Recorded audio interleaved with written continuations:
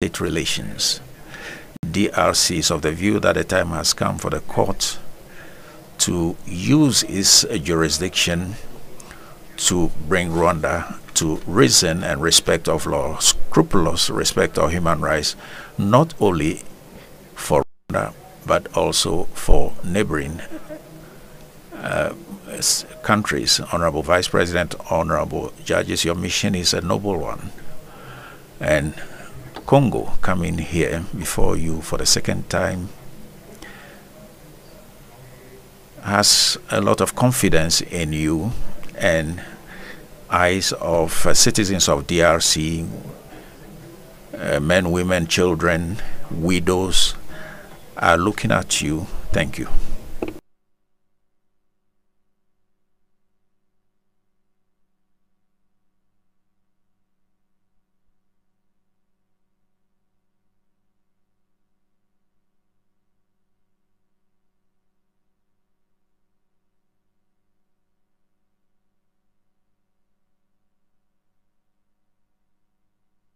President, honorable judges, it is an honor for me to stand before you today, and I would like to prove the material jurisdiction of this court.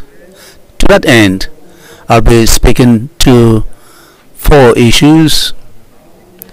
1, and to begin, it is undeniable and clear that your material jurisdiction is based on the violations on human and people's rights committed by Rwanda, some which were criticized in this application. Rwanda repeats again under Article 3. You heard it this morning of the Ouagadougou Protocol.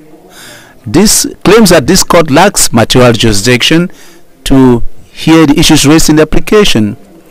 To support its reasoning, it refers to a matter between states, and that matters between states should be limited to the conflict between these states at the time of the filing of the application. The applicant, for its part, affirms that the material jurisdiction of this court is established to deal with this matter. Similarly, you have the mission to interpret and apply the African Charter on Human and People's Rights, the protocol, and any other relevant human rights instrument ratified by the states concerned. Mr. Vice President, honorable judges, the Democratic Republic of Congo filed an application before you claiming that Rwanda violated principally Article 1, 4, 5, 6, 7, 14, 17, 18, 22, 23, 24 of the African Charter on Human and People's Rights. Articles 3, 4, 10, 11, 12, 15, 18, and 19 of the Protocol to the African Charter on Human and People's Rights on the rights of women, Articles 5 and 11 of the African Charter on the rights and welfare of the child, Articles 2, 6, 7, 8, 9, 10, and 12 of the International Covenant on Civil and Political Rights, Articles 12 and 13 of the International Covenant on Social and Economic Rights. Your court, your abundant jurisprudence in this area reveals that your rational material jurisdiction is established once human rights violations which are referred to are guaranteed by the Charter or any other relevant human rights instrument. You have stated to every respondent state which has tried to go away from this, just as is the case in this matter, you've stated in very clear and significant manner. So, by way of example, let's take a few words from the judgment in the matter of Peter Joseph Chacha versus the Republic of Tanzania. In this matter, it was determined, and I quote, as long as the rights which are alleged fall under the Charter or any other relevant human rights instrument ratified by the state concerned, this court will exercise its jurisdiction in the matter. End of quotation. Many separate opinions and individual opinions have gone along the same lines, and that is the case of Judge Blaise Chikaya in the matter of Uchechura versus Tanzania, where he stated, and I quote, "The court has invariably considered, as a matter of fact, that where for it to have jurisdiction, it just suffices that the right whose allegation is referred to is under the charter and ratified by the state concerned." As you must have seen through the submissions of the other party before this afternoon, Rwanda does not challenge the fact that human rights which are alleged by the DRC are protected under the charter and other relevant human rights instruments which have been referred to in the application. This said, we believe that continue to discuss on this issue, and which is poorly used by Rwanda, can only embarrass and waste time on instead of talking about issues of human rights. Mr. Vice President, honorable judges, secondly, Rwanda's strategy, which consists in hiding behind the reality, it even made reference to the Vienna Convention on the Law of Treaties without being able to draw the consequences of this decision. In other words, instead of going to the systemic interpretation of this article, Rwanda prefers to limit itself to a shortcut through a literary approach, trying to stay away from the truth and the intrinsic nature of this article of the protocol. As a matter of fact, Article 31 of the Vienna Convention on Treaties, referred to by Rwanda in its defense, is very much in favor of the systemic approach. This method of interpretation guarantees that the provisions of the protocol do not produce effects in an isolated manner. They have to be interpreted and applied in a body of legal systems in force at the time when the interpretation is taking place. This approach, through Article 31 of the Geneva Convention, referred to that in this case, it should be an intrinsic fact which is inherent in this article, but we should look for other possible cases, and we should not limit ourselves to this case. If Rwanda invites you to carry out a systematic approach of the protocol, it is simply because it is the most appropriate way of determining the meaning and the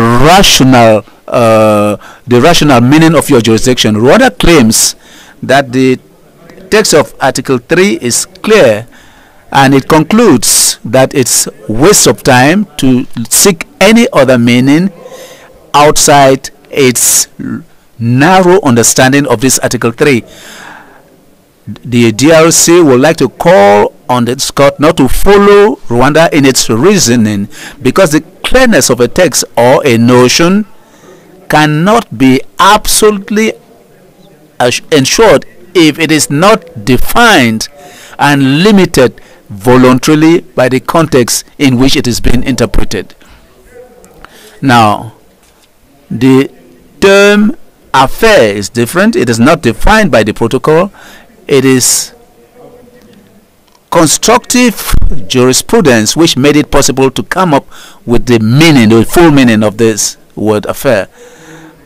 And this is renewed from time to time by your court based on the situation in which the court finds itself on a case-by-case basis, just as it is in this present case. Mr. Vice President, honorable judges, thirdly, I would like to say that the meaning and the scope of difference brought by Rwanda should not prevent this court from declaring that it has jurisdiction. Rwanda conditions the material jurisdiction of this court to the existence of a conflict which it deems necessary, as we followed this morning, basing its position on Article 3(1) of the protocol. But the problem is that the understanding which they make of this term is different, and in several cases it is not really correct. It is artificially taken from a formalist approach, and which is abstract from the law to the extent, and as is the case in the International Court of Justice, a prior condition for the establishment of the jurisdiction of this court.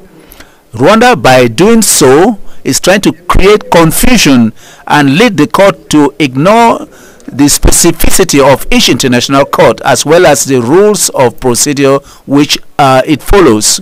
Honorable judges, this court is a specialized court, and its specific mandate is to promote and protect human and people's rights in Africa. As I just stated, the protocol establishing the court uses the term affair in a different way. Now, when it comes to a concept under international law, there's the need to mobilize other mechanisms, notably the jurisprudence, including that of this court, to bring out the meaning. By doing so, we'll become aware of the fact that the semantic nature to cover different terms could be enlarged and could be pluralistic. For instance, the Convention for the Settlement of Conflicts at The Hague on the 18th of October in 1907, they used meanings from Articles 1, 2, and 9, and I was saying that they use expressions differently. Conflict, dispute, etc., etc., without necessarily giving them specific meanings. Accordingly, from this principle, the applicant rightly believes that Article 3(1) of the protocol should not be interpreted in an isolated manner from a narrow perspective. It should be looked at from the general perspective of the protocol establishing the court, whose adoption is not mimetic in nature. This provision should, as a matter of fact, be understood in combination with the preamble of the protocol and other relevant provisions. That is why we stand for the fact that a systemic approach will be the most appropriate approach in this case. Furthermore, the process of establishment of the court shows the relative nature of the thesis which existed, and how we try to see how justice could be conciliated in Africa to come up with an acceptance of different concepts when they are presented before the International Court of Justice. The context of the adoption of the protocol was that of the promotion of the defense of human rights, characterized by the strengthening of the protection of these human rights in Africa.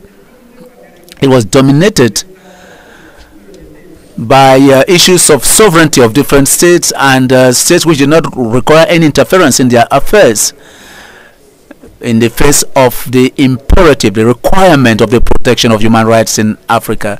And that is indeed the issue in this matter. In any case, it appears clearly that it is as a result of total deception that the opposite party is coming up with different concepts. Rwanda would want to give the impression that the term conjunction is used to bring two terms together, and that to them will mean that two concepts cannot be changed, they cannot be synonyms. Consequently, the equivalence in meaning between two terms and I quote, the fundamental rule in the treatment of treaties, according to which a treaty should not be interpreted to make some parts of the text redundant or void of meaning. So, and I will want to open the inverted commas once more.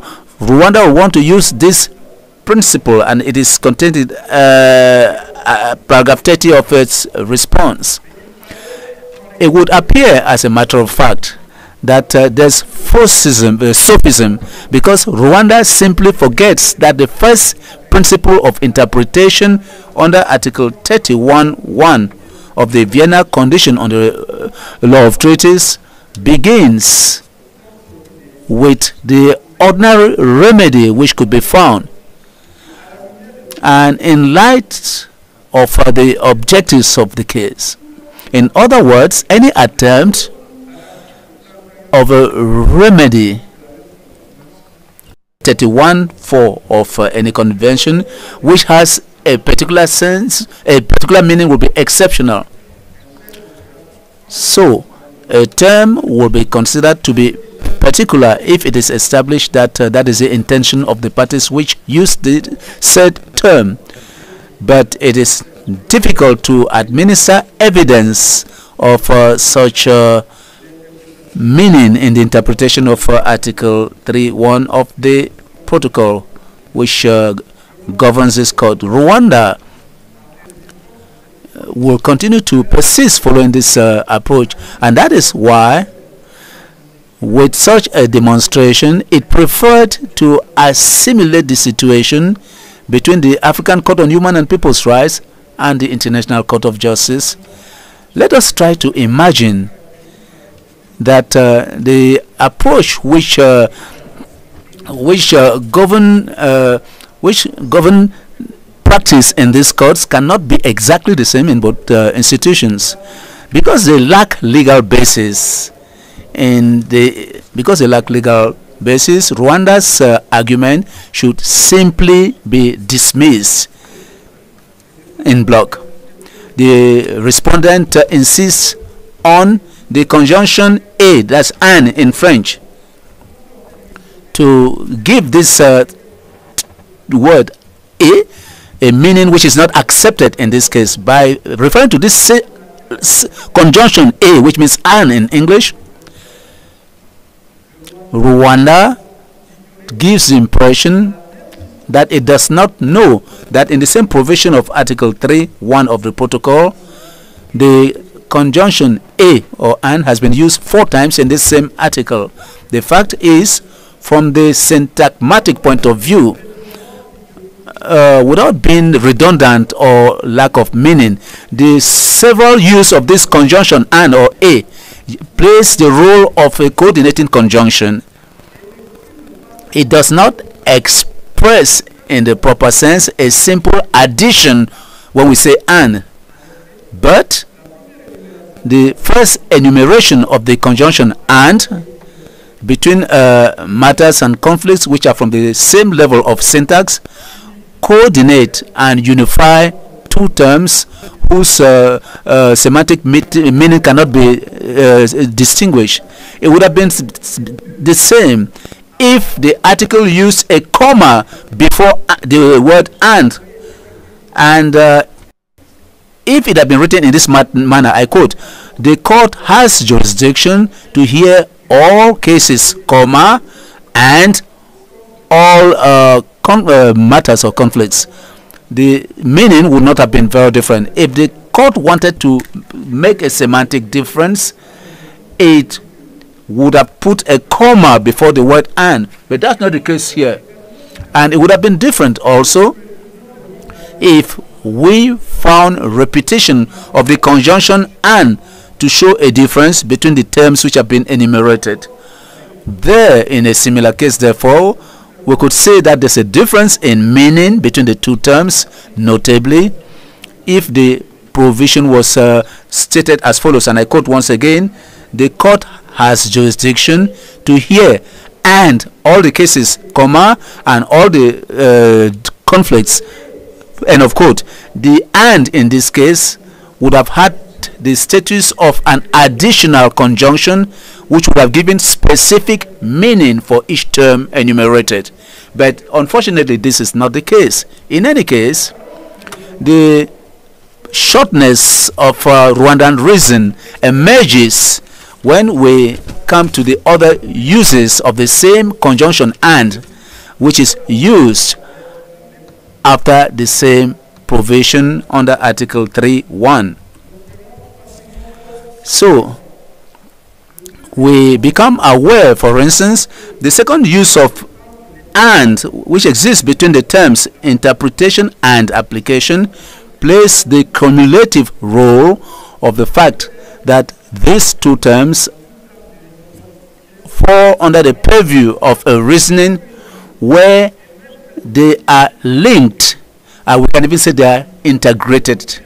So the mission of this court does not only consist in interpreting, but also in applying. To apply an instrument, you should first of all have the meaning within the purview of a human rights case.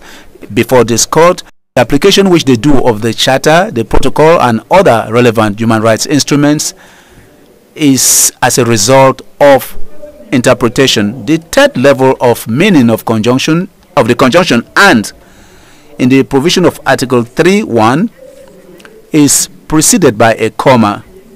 And here, the conjunction "and" comes after the enumeration of the charter and the protocol.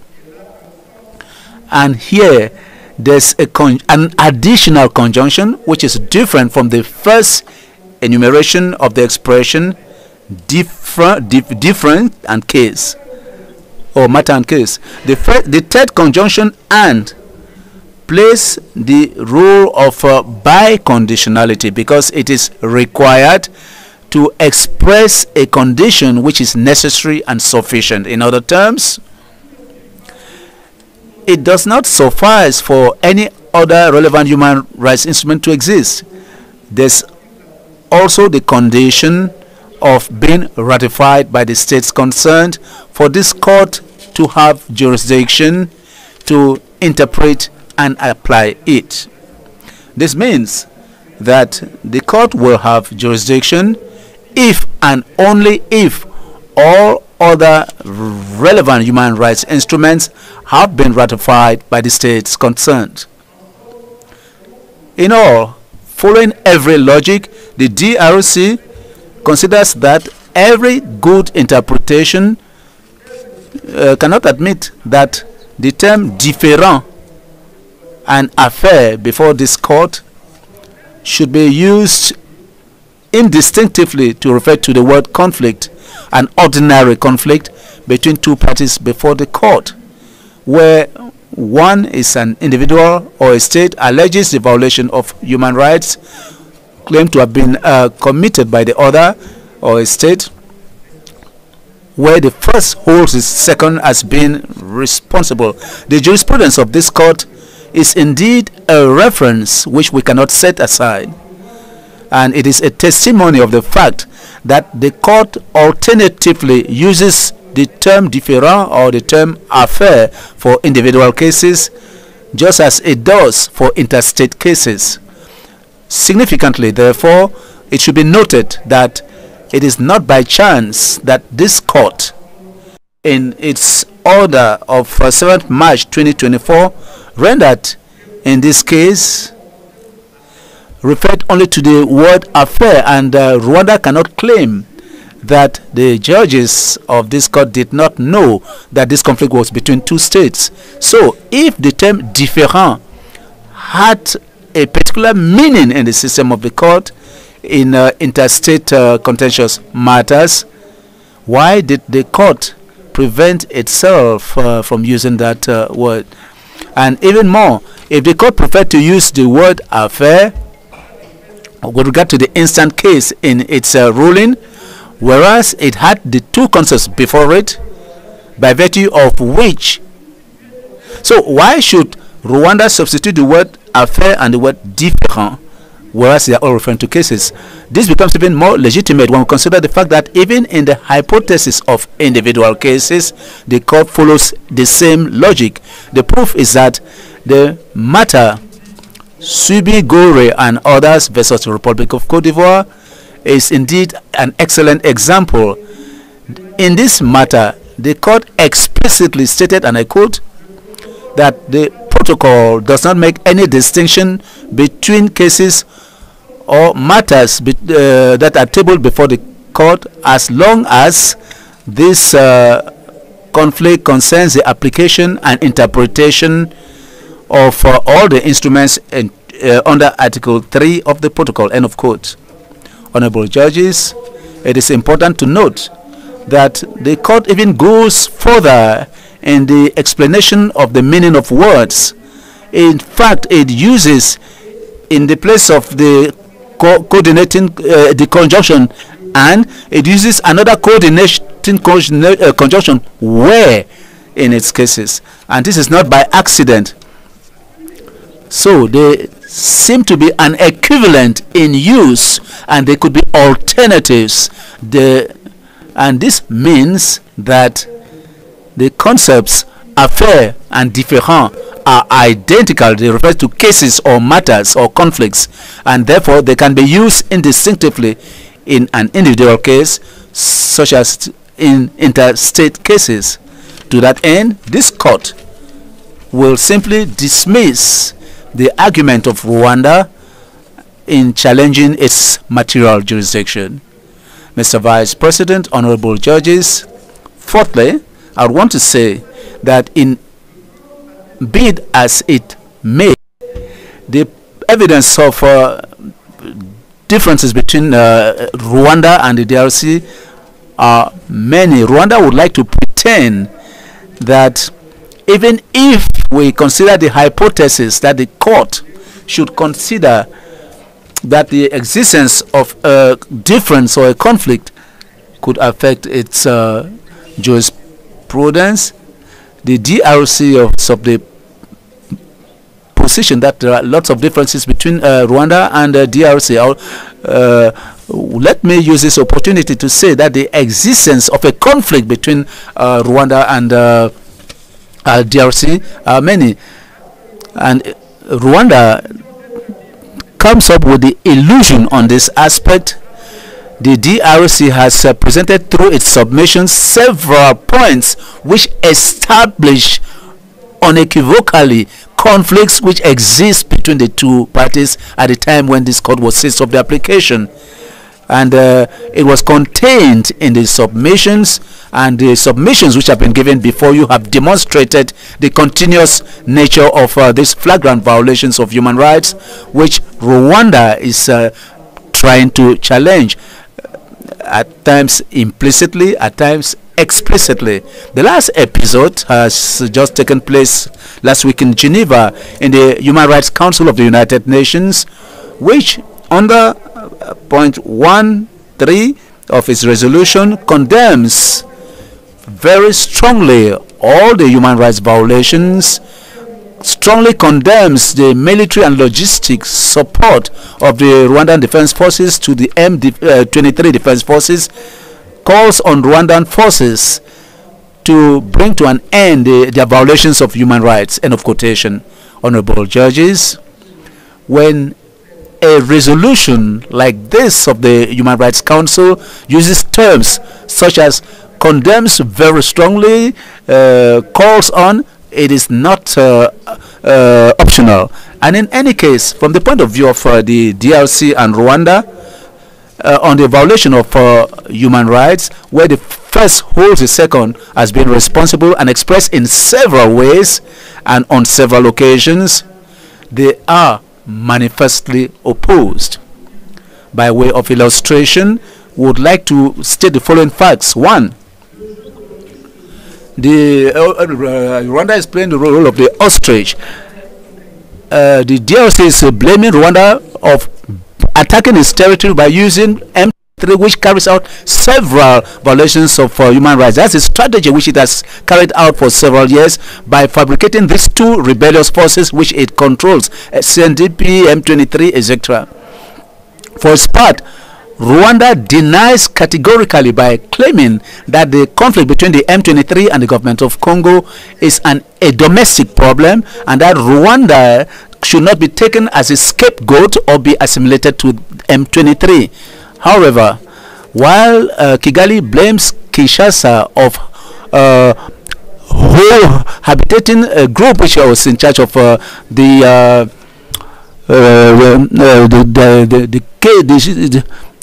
case in Rwanda, on the 14th of 2022, a UN representative wrote to the Security Council where a letter of the Minister of Foreign Affairs of DRC was annexed, and it stated clearly that there were accusations of human rights violations committed on the 10th of June 2022 at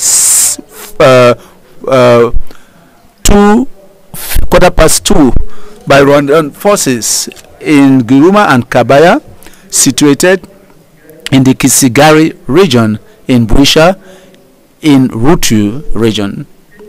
On that day, scores of bombs were fired through long-range cannons from Rwanda, and it led to human and material destruction.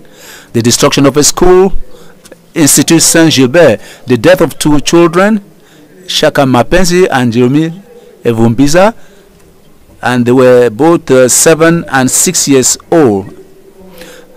The Congolese minister would like to recall that 2 soldiers of the Rwandan Defense Forces were captured on the 28th of May 2022 by the Congolese Defense Forces with the support of the local population. On that occasion, the Congolese government called on the council to deal with this letter, calling on it to circulate it as an official document of the Security Council. As in reaction, Rwanda dismissed categorically all the accusations made by the DRC on the bombings on its territory. And with regard to its soldiers who were captured, the government of Kigali stated that the 2 soldiers of the Rwandan Defense Forces were kidnapped on the 28th of May 2022 by a joint force, FADC and FDL, whereas these soldiers were patrolling the borders between the DRC and Rwanda. Thirdly, and just by indication, during the meeting of the Security Council on the 9th of December 2022, the Congolese Minister of Foreign Affairs clearly underscored the responsibility of Rwanda in the massacre of Congolese population on the 28th and 29th of November 2022 at Kishishe and Bambo in Hutu territory. Mr. Vice President, honorable judges, the tragedy of that day, which should be called the Kishishe genocide, was indeed particularly cruel because it was planned and it led to the massacre, systematic massacre of the population. And if we look at this situation, even people who were sick in hospital were killed. People who were hiding in schools and in churches were killed. Rwanda expressed, in accordance with its traditional rhetoric, a categorical denial of these accusations. In a communique published on the 22nd of December 2022, they protested in these words, I quote, "Trying to deal with complex situations by repeating and applying false accusations of the government of the DRC cannot lead to a sustainable solution. Notably, the mediatization of the massacres of Kishishe, which is fabricated by the government of the DRC, which it attributed to M23, and without any investigations, this spread far and wide. Whereas there are indications that, on the contrary, there was confrontation between the M23 and illegal armed groups related to FDC." End of quote.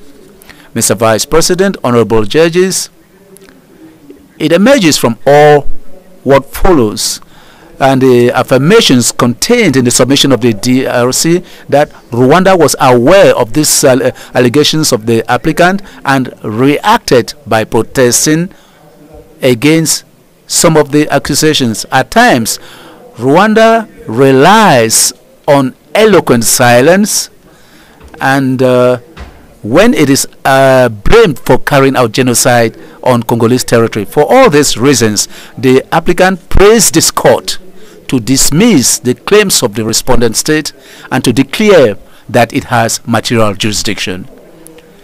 While I would like to thank you all for your attention, I'd like to pray you, Mr. Vice President, and the court to give the floor to Barrister Marcel Muchunga to talk about territorial jurisdiction. I would like to thank you.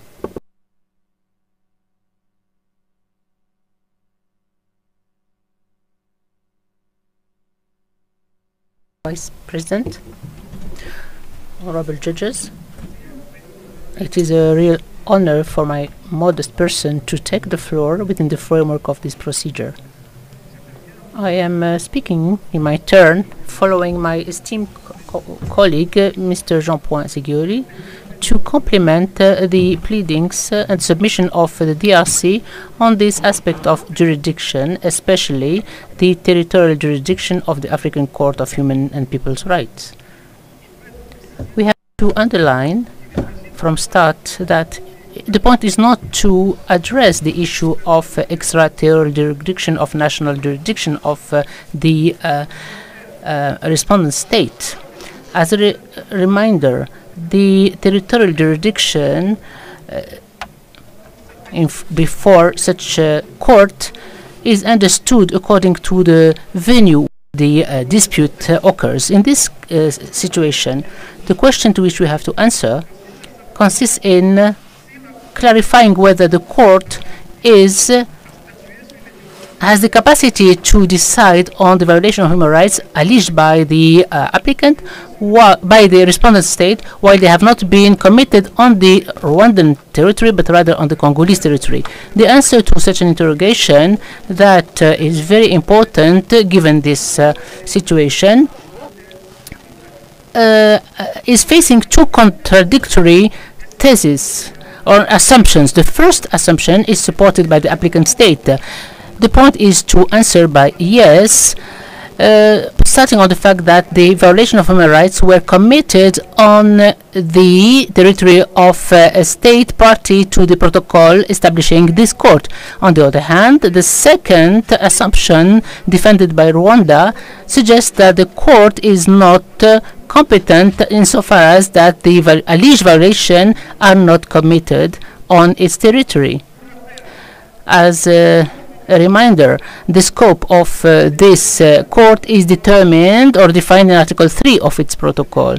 The latter reads as follows: the court has jurisdiction to consider all the matters and all the dispute referred to it regarding the interpretation and the application of the Charter, the Protocol, and all other relevant instruments relating to human rights and ratified by the states concerned. In case of contestation to know whether there is jurisdiction or no, the court decides. The DRC confirms that no reasonable interpretation of this provision can confine the competence of the court to the only case of human right violation committed on the respondent state territory, and this is based on 4 reasons supported by the DRC. First, the literal reading of this article or provision. Second, the relevant jurisprudence of this court on this very issue. And 3, the jurisprudence of the Commission of Human and People's Rights on this issue. And 4th, the principle of the usefulness of the interpretation of the preamble. Honorable Vice President, honorable judges, the very broad formulation of Article 3 suggests an extension of competence of jurisdiction of the court beyond the territory of the respondent state where violation of human rights occur. From the reading of Article 3 of the protocol, it appears that the author did not deem necessary to limit the territorial meaning to the territory. On the opposite, it tried to divert from the authors of the ICG and the International Pact on Civil and Political Rights that were animated by the manifest will to limit the territorial competence of the European Court of Human Rights and the Committee of Human Rights to the territory of the respondent state. This stems from Article 1 of the Convention, the Safeguards Convention of Human Rights and Fundamental Freedom, according to which all the contracting parties recognize to all persons under this revelation recognize the rights defined under this convention. Similarly, it is the same for Article 2, Para 1 of the International Covenant on Civil and Political Rights that provides that the state parties to this covenant commits undertakes to respect and guarantee to all individuals on their territory and relating to their jurisdiction the rights recognized under this covenant. What we can say here is that the fact that the protocol have not limited the territorial competence to the jurisdiction like the European Convention or to the territory and the jurisdiction like the International Covenant on Civil and Political Rights of the state party is not done by chance. It shows the willingness to assume a broad competence of the court that has established it. This position defended by the DRC and supported by the doctrine in the field shows the point of view defended by an author regarding the African system on human rights, who is very well known, Judge Kibambai, and this is what he says, and I quote: "The violation incriminated has it to be committed in the territory of one of state party so that the commission becomes competent? It doesn't exist in the charter an equivalent of Article 1 of the European Convention, according to which these states guarantee the right of the persons under their jurisdiction. But since there is no limitation regarding the obligation of the state parties to the charter to protect the rights that it recognizes, we have to deduct that the commission is competent even if the violation imputable to a state party occurs vis-à-vis a person protected beyond and outside the national territory," end of quote. It goes without saying that what is done in the commission should be applied to the court, given the complementarity between the two institutions. Similarly, Honorable Judge Blaise Chikaya notes in his individual opinion, which is appended to the ruling of the court Morna against the Republic of Ghana and others, the following: we have to recall the terms of Article 3 that do not exclude any matter from the jurisdiction of the court as long as it is seized regarding the interpretation and the implementation of this charter or any instrument ratified by the state which is pending in terms of human rights. And he says, it is the court that should decide on it. So it is wrongly that Rwanda affirms in its preliminary submission that given the absence of a similar terminology, similar to the one found in the International Covenant on Civil and Political Rights or the European Convention on Human Rights, the court is right to limit its territorial jurisdiction to the facts committed in the territory of the responding state. This affirmation does not come from a wrong comprehension of Article 3 of the protocol, but also and above all from the jurisprudence of the court, which is in favor of a territorial jurisdiction which is wider. The second argument of the DRC as we said it, is that the lessons drawn from the jurisdiction of the court itself lead to the competence beyond the national territory of the responding state. This court has always retained the status of state party to the protocol and to the charter as a principle to determine its jurisdiction. So the jurisdiction is either explicit. It is the case when the assumption is to consider this issue in a given angle, or implicit when cases where the question was not similar to this case. The territorial jurisdiction of this court is confirmed in a recent ruling that deserves to be evoked within the framework of this matter. So the court has explicitly affirmed its jurisdiction through two judgments, at least, where the circumstances were calling for a very accurate response on the territorial competence on facts done and beyond the respondent state. In the case of Yakuba Traore versus Mali, the court deemed that its territorial jurisdiction, it underlines that the alleged violation occurred on a territory of a member state of the African Union. It has, therefore, territorial jurisdiction. This position goes within the framework of its similar motivation as appearing in the judgment of March 2016 in the matter Mogandi and 9 others, where the court has deemed that regarding its competence, it deems that given the fact that the alleged violation occurred on a territory of the African Union state, where the state parties are members, so it has jurisdiction to examine this matter. So Rwanda did not mention this jurisprudence, but maybe with some more judgment, we could see clearly that in these two examples, the court has admitted and widened territorial jurisdiction. Indeed, the relevant criteria to declare itself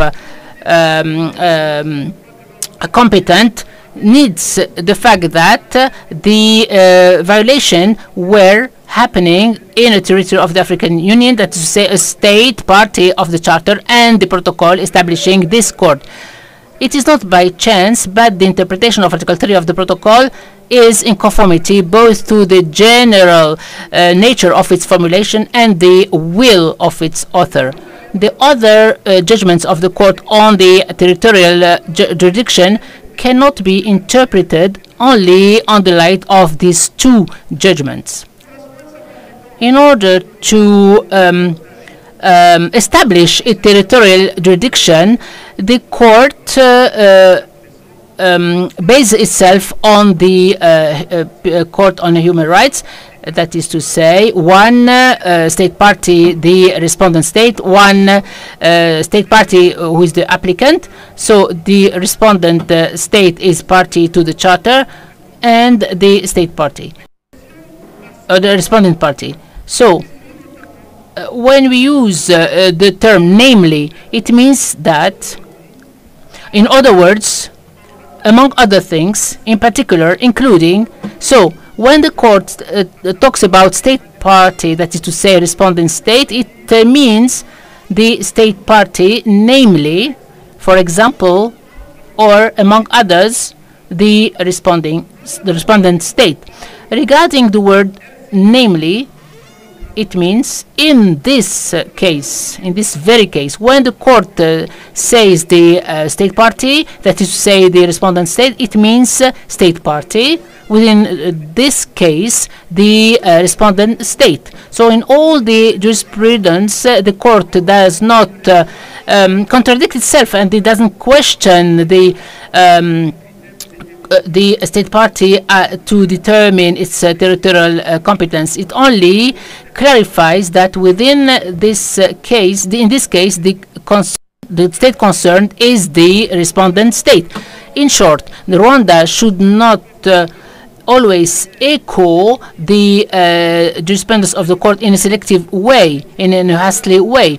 On the contrary, the reading of this jurisprudence showed that the state party to the protocol and the charter constitute the criteria to determine the territorial competence of the court. The condition to extend the territorial competence through a specific judgment of the court. In a very precise and accurate judgment in the matter Bernard Mora versus Republic of Ghana and others, the court notes the following, and I quote, contrary to the text applicable to the European Court of Human Rights and to the American Court of Human Rights, the charter do not precise any resort. The protocol do not define the competence of the court, but the court has always considered and examined its territorial competence. The jurisprudence in the field of human rights has constantly extended the territorial application of treaties beyond the borders and till areas where the state have effective control and where the acts committed by their agents under their military or political influence. Consequently, we can see a consensus so that the obligation to protect or not to violate human rights go beyond the territorial limits of the territories of states. It also notes that the alleged violation of human rights occurred in the territory of the Arab Republic, which is a state party to the protocol, but beyond the national borders of the respondent states. So the court cannot declare itself competent because the alleged violation were committed in a state party to the protocol. To exercise its territorial competence, the court should make sure that the alleged violation were committed by a respondent state or by persons under its control. From this ruling, we can see that in order for the territorial competence to be established, we need two conditions, two preconditions. That the alleged violation be committed on the territory of a state party to a protocol, first condition, and if the violation of alleged violation have been committed by